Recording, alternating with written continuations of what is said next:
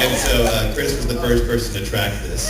And so she did what? Like Raleigh, the engineer for it, recorded it for me of his response, and it was, she did what? What? I think that Chris Sabat is actually one of the people who likes to play the most pranks. Yes, he does. His brain just That's why works it's at fun. some kind of strange warp speed, and he can be hearing you, and he can even be speaking and reading the line, but he's already thinking of what kind of joke he wants to play or how he wants to do it different, and how he's not going to ask you if he can, he's just going to do it. And you're like, what just happened? Okay, I'm going to go get a coffee. When you're done, you let me know. Yeah, Sabat's pretty smart. I mean, it's pretty ridiculous how smart he is. Like, Yeah, I think, that's why it was fun to get him. Yeah, Yeah. I think Watson on Jeopardy would have a hard time winning if Sabat were going up against him. If they did the show in 3-second spurts. Because that's about his attention span. So it's like, I'll be like, man, Chris, my mom just got into a car. Where are you going? Shiny! Yeah. Let's see. Yes. If you could be any video game character, who would you be? Metal Gear. Yes! Metal Gear! Yeah, I'd be Solid Snake. Blink!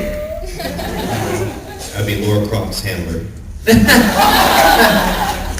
I already am the only video game character I could ever imagine being. That's Cammy White in Street Fighter 4. Yeah. I love it. And Vic would be...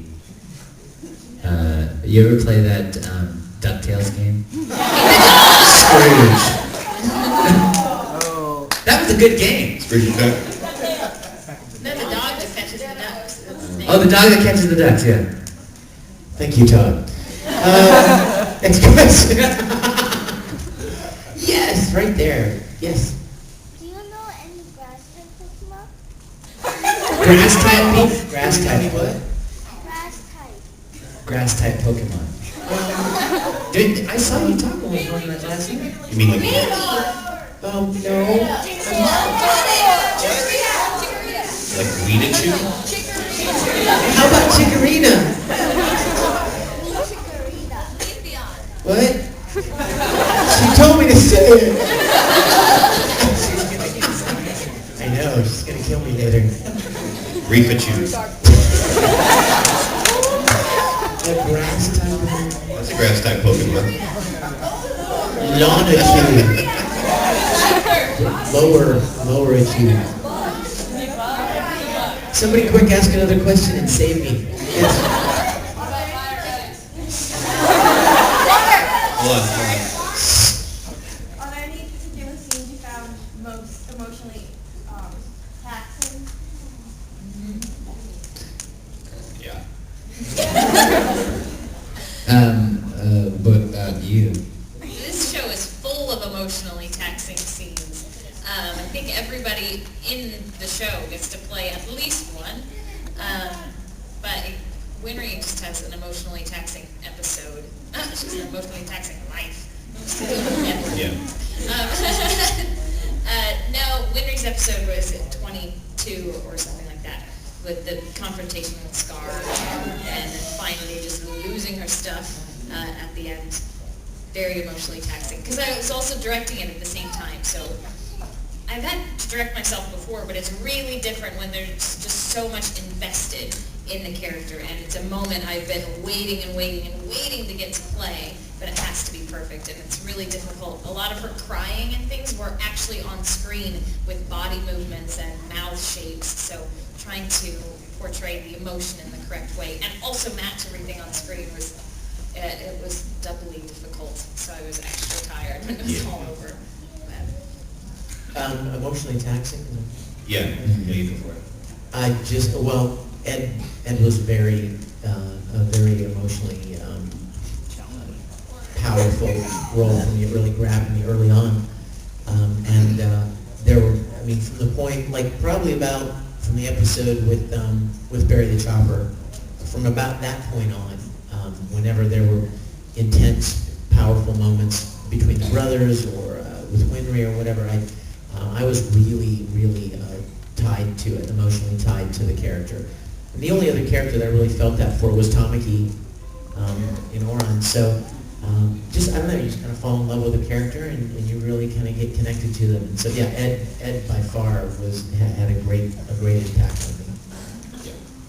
I did more of the witnessing and or steering the performances along, since Havoc doesn't have a lot of emotional trauma that happens except for "Oh my back." But some that come to mind are the scene that Caleb was mentioning before. There's a nice scene that involves a train and an Ed and a Winry that's really nice. There is I liked what in the previous incarnation of the series in the Shambhala movie, what little Raph did. I thought that was a very emotionally taxing scene. Yeah, see? And even though it's not necessarily canon because it's part of the first series, I really liked the Lust backstory episode. I thought that was devastating. Yeah. There's lots of stuff like that. Stuff that happens to Hughes. Yeah. See? Yeah. Lots of good stuff. And Nina. Yeah, the second time around, I was the one in the director's chair for all the Hughes stuff. So it sucked because I know what's going to happen. And having people come back in like, okay, Sonny, you get to die again. But directing a new actress playing his wife, and she did fantastic. Yeah, Tasha. Oh gosh, she did really great. I'm like, okay, today's going to be really awesome. Are you ready? Your husband's going to die. Like, just go with me here. I'll be with you through the whole thing. It was rough, but she was awesome. The sad thing about the Hughes story for Edward was, if you guys remember this, Ed and Al do not find out that Hughes is dead for like 30 or 40 episodes. I mean, they're going along and doing their thing. And I knew that Hughes had died, but Ed was not supposed to know. And so I remember every time I would get to come in to record with Mike, I would be like, do I get to find out today? And do I get to play that moment when Ed finds out? He's like, nope, not yet. It's coming, but not yet. And so I was really excited for the opportunity when Ed actually found out about Hughes, because I knew that was going to be pretty intense. Yeah. Brotherhood didn't take nearly as long. No. No, To find out. no, not at all. Still had impact though, for sure. If they did a remake of FMA in like 20 or 30 years, we could do the voices. Transmutation!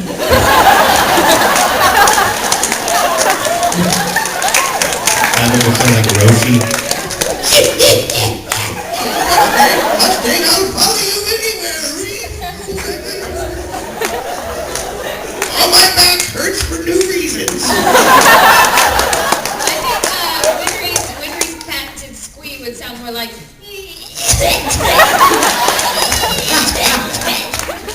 I threw a wrench, but I can't pick it up. Here comes the pipsqueak bitch!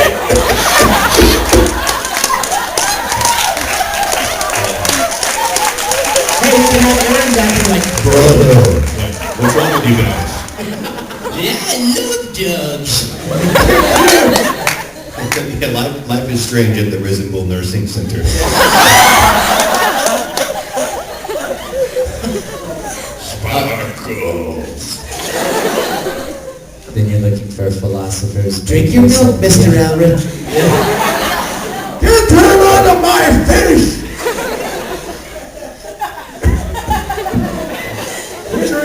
And the nurse rolls up and, see, if you had just had the milk. Shut up!